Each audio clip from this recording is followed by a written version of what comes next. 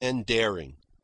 One doesn't meet these in saloons, nor rallying to lost causes, nor flaming on the adventure paths, nor loving as God's own mad lovers.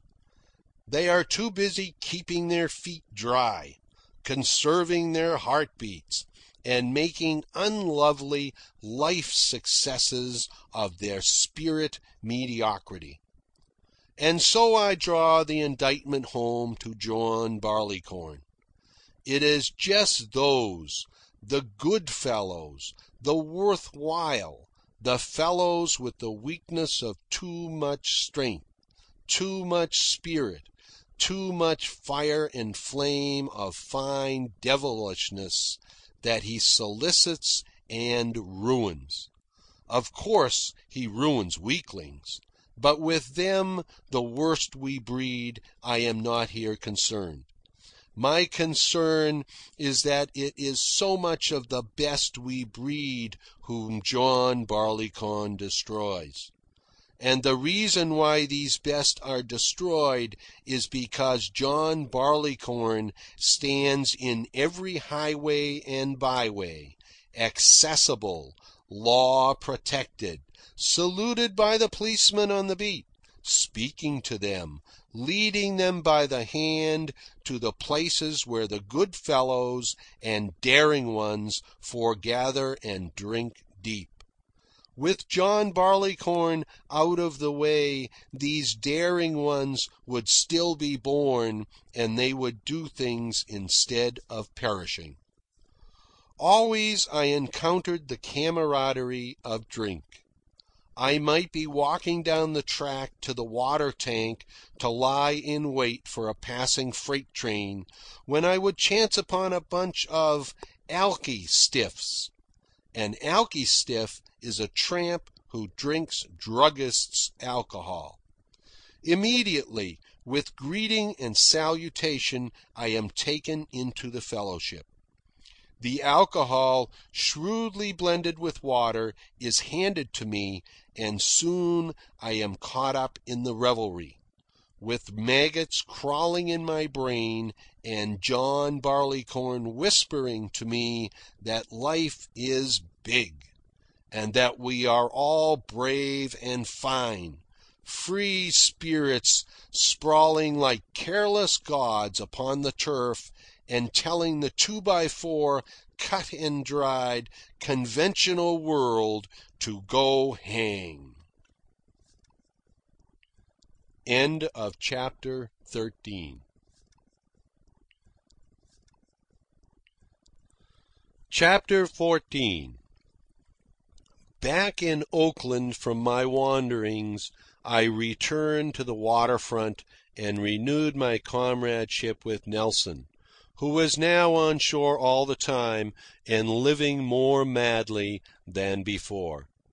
I, too, spent my time on shore with him, only occasionally going for cruises of several days on the bay to help out on short-handed scow schooners. The result was that I was no longer reinvigorated by periods of open-air abstinence and healthy toil.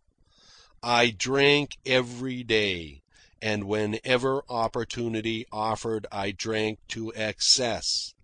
For I still laboured under the misconception that the secret of John Barleycorn lay in drinking to bestiality and unconsciousness. I became pretty thoroughly alcohol-soaked during this period. I practically lived in saloons, became a bar-room loafer and worse. And right here was John Barleycorn getting me in a more insidious, though no less deadly way than when he nearly sent me out with the tide. I had a few months still to run before I was 17. I scorned the thought of a steady job at anything.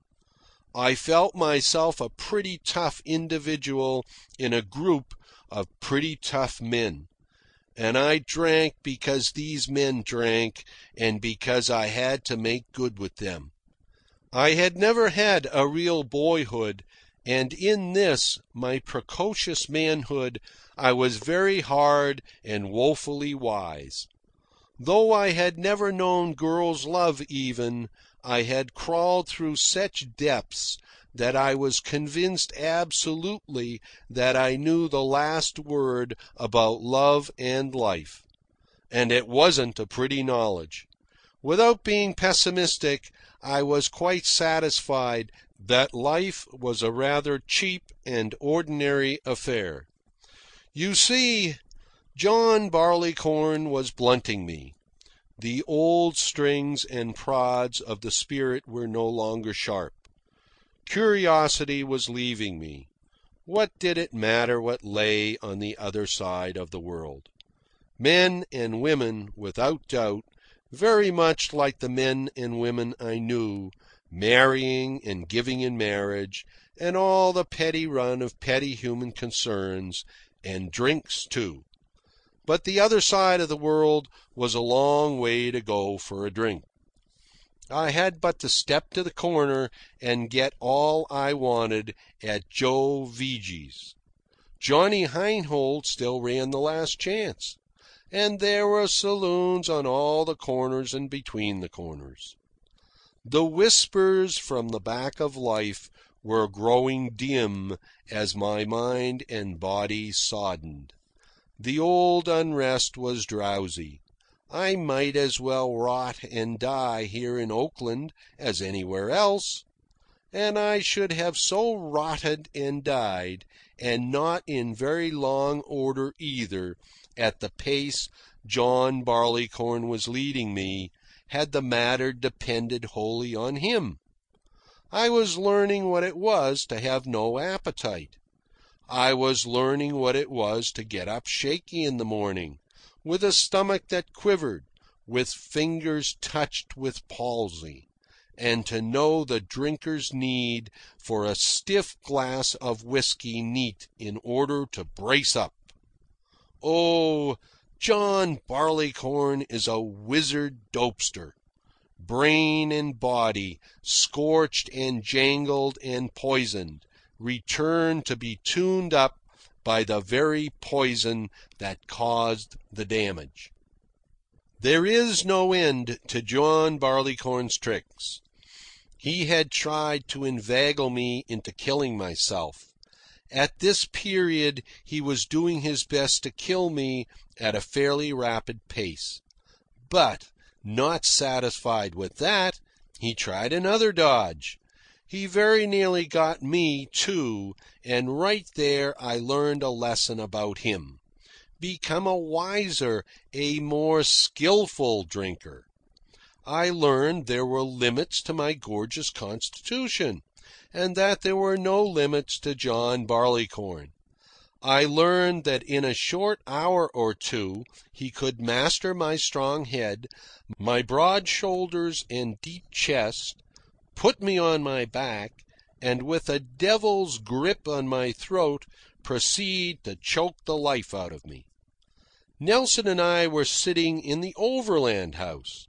It was early in the evening, and the only reason we were there was because we were broke and it was election time. You see, in election time, local politicians, aspirants for office, have a way of making the rounds of the saloons to get votes.